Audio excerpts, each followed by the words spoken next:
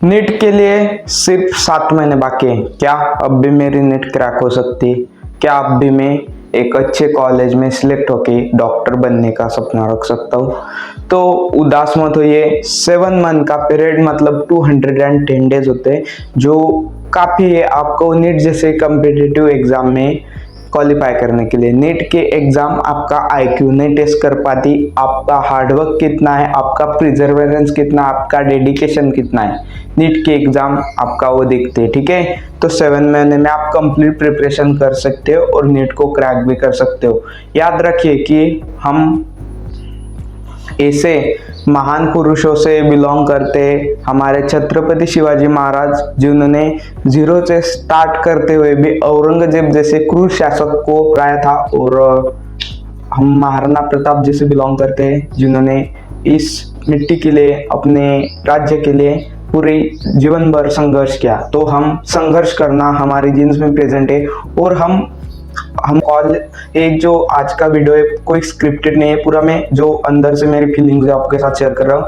तो हमें हमारे जीन्स में संघर्ष करना है। हमें ऐसा नहीं कि 7 महीने में हम संघर्ष करेंगे तो सिलेक्शन होगा ही होगा, बट हम आज जो सिलेक्शन करेंगे, जो हमारा धर्म युद्ध है, नीट आप लोगों का धर्म युद्ध है, मेरा आपको पढ़ाना धर्म युद्ध बन चुका है। तो कहीं ना कहीं आप एक आपके बेटर सेल्फ को पाएंगे। ठीक है, तो आज हम आप इस वीडियो में देखेंगे कि नीट 25 क्रैक कैसे हो सकते हैं 7 महीने में। एक प्रैक्टिकल वे आपके साथ शेयर करता हूँ। और ठीक है, तो उसके लिए सबसे पहले नीट को 7 मंथ बाकी, इसको इग्नोर कीजिए थोड़ी देर।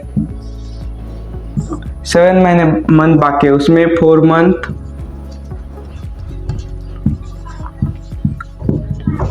डिवाइड कर देता हूँ 3 पार्ट्स में, 2 मंथ और 1 मंथ।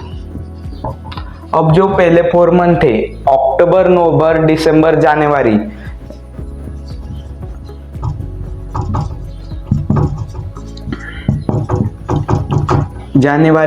इन 4th मंथ में आपको किसी भी हाल में आपका जो सिलेबस इनकम्प्लीट रहेगा। अब आप मतलब अप्रैल में से प्रिपरेशन भी स्टार्ट कर दिया जो ड्रॉपर या फिर 12 से 11 12 से, तो भी आपका ऐसा नहीं होगा कि पूरा सिलेबस इनकम्प्लीट है। कुछ तो चैप्टर्स होंगे जिसमें आप मास्टर हो गए, जो आपके कंप्लीट हो गए। ठीक है, सिलेबस कंप्लीट कर लेना है। सिलेबस कंप्लीट कैसे करना है? अब आप पूरे लेक्चर देखने की रिस्क नहीं ले सकते हो। मैं आपको स्क्रीन रिकॉर्डिंग दूंगा उन सीक्वेंस की। तो जो फाउंडेशन चैप्टर्स है, हर एक इसमें फाउंडेशन चैप्टर्स है हर एक सब्जेक्ट में, चाहे वो फिजिक्स, केमिस्ट्री या बायोलॉजी। और जो हाई वेटेज चैप्टर्स है नीट के हिसाब से,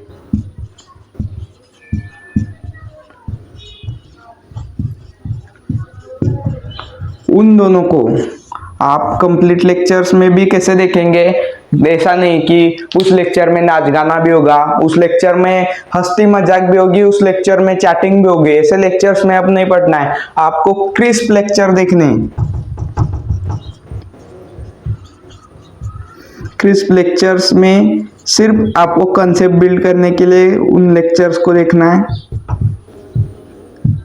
और कंसेप्ट क्लियर करनी है। और जो लो वेटेज चैप्टर नीट के या फिर जो फाउंडेशन बेसिस नहीं रखते, ये पहला हो गया।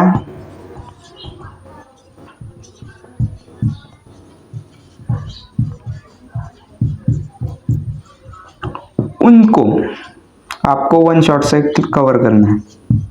ठीक है, तो बायोलॉजी की टेंशन मत लीजिए। फाउंडेशन चैप्टर और हाई वेटेज चैप्टर, इन दोनों को मैंने मतलब हर एक लेक्चर को 10 to 15 मिनट्स में कंप्लीट किया है। कोई हंसी मजाक मतलब एंगेजमेंट है, बट कोई इरेलेवेंट चीज हमने नहीं कवर की उस लेक्चर में। आप 1 से 2 घंटे में full foundation chapter, high weightage chapter को कवर करेंगे मेरे साथ स्वस्तिक करियर इंस्टीट्यूट पे। तो हम बायोलॉजी लेक्चर्स ले रहे हैं, स्वस्तिक आप रेकमेंड कर सकते हो, और अगर आपका फ्लो दूसरे टीचर से बन रहा है तो ठीक है।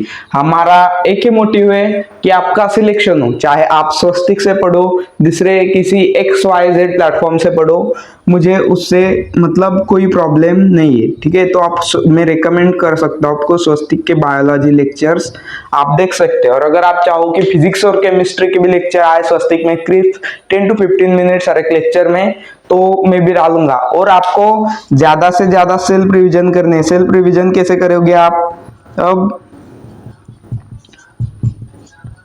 सेल्फ रिवीजन करने के लिए आपको जो लेक्चर के थ्रू ड्यूरिंग क्लास नोट्स बनेगी, उन नोट्स को सॉल्व करना, और कोई भी MCQs आप चाहें तो मैं भी दूंगा, आप कमेंट कर देना उसके लिए, या फिर मैं MCQs, आप कोई भी MCQs बुक ले जाओ और उस टॉपिक के MCQ सॉल्व करना कीजिए। 4 मंथ में आपको सिलेबस कंप्लीट हो जाएगा। अगर आप चाहे तो मैं इस पे अलग प्रैक्टिकल वीडियो बनाऊंगा कि 4 मंथ में कंप्लीट सिलेबस, कौन से चैप्टर को कितना टाइम देना है, कंप्लीट करना है। फिर ठीक है, 4 मंथ को हम लर्निंग फेज लाम देते देते फिर जो 2 मंथ बाकी हमारे उसको कंसोलिडेशन फेज बोलते हैं। इसमें आपको एक्सट्रीम रिवीजन करने हैं हर एक चैप्टर की, और यहाँ पे एक 1 वीक मंथ में हमें टाइम मिलेगा, उसको सेपरेट रख देते, ठीक है। तो एक्सट्रीम रिवीजन करने हैं ऑल चैप्टर्स। इस टाइम आपको फुल सिलेबस टेस्ट देनी है।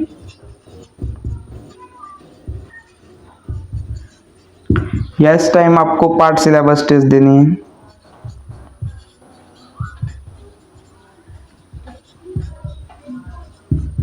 ठीक है, और जो 1 मंथ होगा उसमें भी आपको टेस्ट देनी है एंड वीक पॉइंट्स को इम्प्रूव करना है।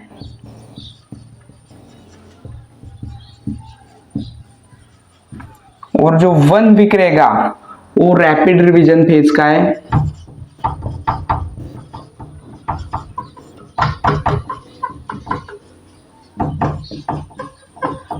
उसमें आप ऑल फॉर्मूलाज, जो मैं इंपॉर्टेंट थिंग्स दूंगा, इंपॉर्टेंट टॉपिक्स, और कंप्लीट सिलेबस को एक बार रिव्यू करना है।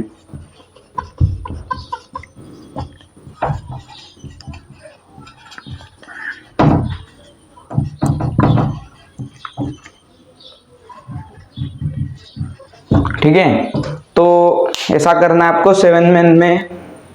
मैंने इसको डिवाइड कर, अब आपको सिर्फ 5 चीजों पे फोकस करना है अगले 7 महीने के लिए। तो डी का सबसे पहला आता है डिसिप्लिन। आपको डिसिप्लिन रहना है। आप डिसिप्लिन नहीं रहोगे को कौन सी भी चीज अचीव नहीं कर सकते हो, नीट हो शायद दूसरी हो, ठीक है। तो डिसिप्लिन के लिए आपको आपका जो स्लीप साइकिल है उसको मेंटेन कीजिए। मैं आप प्रमोट नहीं करूंगा कि आपकी स्लीप कम किया कर दीजिए, ठीक है। तो जितने भी आपको आपकी बॉडी की स्लीप रिक्वायरमेंट है उसको मेंटेन कीजिए। फिर आप हेल्थी फूड लीजिए, आप थोड़ी एक्सरसाइज कीजिए मॉर्निंग में, वर्कआउट वगैरह, और मेडिटेशन कीजिए आपके माइंड के पीस के लिए, ठीक है। तो इन चीजों को आप हैबिट में डाल दोगे तो आपको डिसिप्लिन बना रहेगा, ठीक है। एल से लेक्चर है तो वो टाइम नहीं कि इररिलेवेंट हर चीज के लिए लंबा लेक्चर लेते रहे और अपना टाइम वेस्ट करे। तो आप क्रिस्प एंड शॉर्ट लेक्चर्स लीजिए। मैंने कहता हूं कि लॉन्ग लेक्चर्स अच्छे नहीं होते, बट उतना डिटेल में हमें पढ़ने की जरूरत नहीं है। हमें नीट क्रैक करनी है, हमें PhD नहीं करनी है, ठीक है। क्रिस्प एंड शॉर्ट लेक्चर लीजिए। बायो के लिए मैं रिकमेंड कर सकता हूँ स्वस्तिक के लेक्चर, और मैं फोर्स नहीं कर रहा हूँ कि आप स्वस्तिक के देखो, जिससे आप पूरी साल भर पढ़ रहे, आपने आपका आधा सिलेबस कंप्लीट कर लिया, और उस टीचर के साथ अगर आपका फ्लो बन रहा है तो उनके 1 शॉट लेक्चर अगर मिलेंगे तो देखे, या फिर उनके जो रेगुलर लेक्चर है उनकी स्पीड बढ़ा के देखे, ठीक है। लेक्चर्स देखिए, ठीक है। फिर P से आता है हमारा प्रैक्टिस। अब प्रैक्टिस आपको परफेक्ट बनाएगी। Practice makes man perfect. तो इसके लिए आपको लेक्चर होने के बाद DPP करने, NCERT के एग्जाम्पलर्स टाइम मिले तो करने उसके क्वेश्चन, मतलब ऐसे नहीं कि आपको डीपीपी दे दी तो सॉल्व करते बैठोगे, जितना टॉपिक कवर है उससे डीपीपी कर ली, फिर एनसीईआरटी एग्जाम्पलर के उसमें कौन कौन से टॉपिक उसके क्वेश्चन कर लें, ऐसा करना है। और फिर आपको टाइम मिले उसमें भी तो मॉडल सॉल्व करना है, 1 घंटे में 3 हो जाएगा। इस जो आपने लेक्चर देखा उसके रिलेवेंट ही आर से आता है रिवीजन। तो यहाँ पे मैं शॉर्ट में बता देता हूँ, 147 रिवीजन एक टेक्निक है कि आप जब आपका लेक्चर कंप्लीट होगा तो फर्स्ट डे पे रिवीजन करेंगे, फिर उसी टॉपिक की 4th डे पे रिवीजन करेंगे, फिर उसकी 7th डे पे रिवीजन करेंगे, और जब आपकी कोई मॉक टेस्ट होगी उस टॉपिक की तब रिवीजन करेंगे। इससे आपकी जो मतलब उसको रिटेंशन पावर बढ़ जाती है उस टॉपिक के लिए। अगर आप इस पे वीडियो चाहेंगे तो हम लंबा वीडियो बना सकते हैं, आप कमेंट कर देना। ओटी से आता है टेस्ट,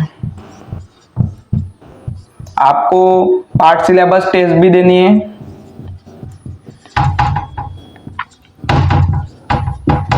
आपको फुल सिलेबस टेस्ट भी देनी है,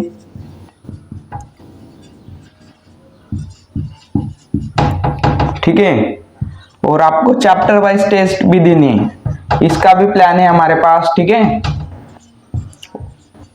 और टेस्ट आपको टेस्ट ऐसी चीज है कि आपको बता देगी कि आप खड़े कहाँ हो, आप फेंको बड़ा बड़ा, बट टेस्ट आप एक सी चीज है कि आपको आपकी पूरी प्रिपरेशन का मिरर का काम करेगी आपकी टेस्ट, ठीक है। तो टेस्ट को स्किप नहीं करना है,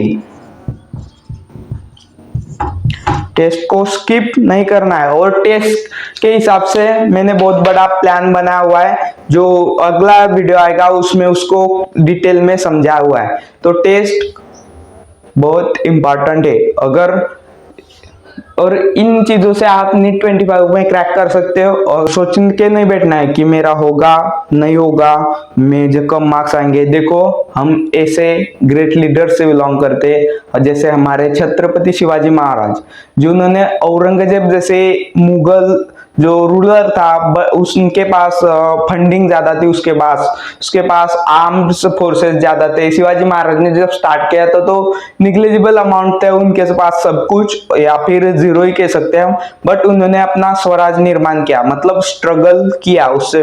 हमारे महाराणा प्रताप जी, उन्होंने भी अपने लाइफ टाइम स्ट्रगल ही किया। तो हमारे जीन्स में स्ट्रगल प्रेजेंट है, तो हमें कुछ चीज चाहिए होगी तो हमें उसके लिए स्ट्रगल करना पड़ेगा। और अगर उसका रिजल्ट हमें मतलब 2, 4, 7 दिन में नहीं मिलता, 1-2 टेस्ट में नहीं मिलता, बट आप 7 महीने लगातार कीजिए और आप देखेंगे कि 7 मंथ बाद आपके नीट में भी अच्छे मार्क्स आ जाएंगे और आपकी लाइफ भी अच्छे, मतलब आप आपको एक बेटर सेल्फ पाओगे आपकी लाइफ में, ठीक है। तो जय हिंद।